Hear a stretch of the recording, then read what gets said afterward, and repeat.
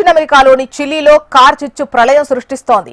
వేల ఎకరాల అడవిని దహించి వేస్తూ మంటలు వేగంగా గ్రామాలకు వ్యాపిస్తుండటంతో చిలీ ప్రభుత్వం ప్రభావిత ప్రాంతాల్లో ఎమర్జెన్సీ ప్రకటించింది.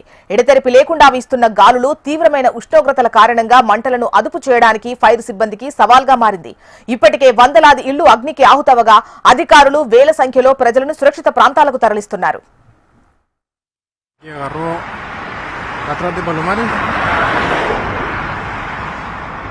Está complicada la cosa ahora y es temprano, está empezando a hacer calor.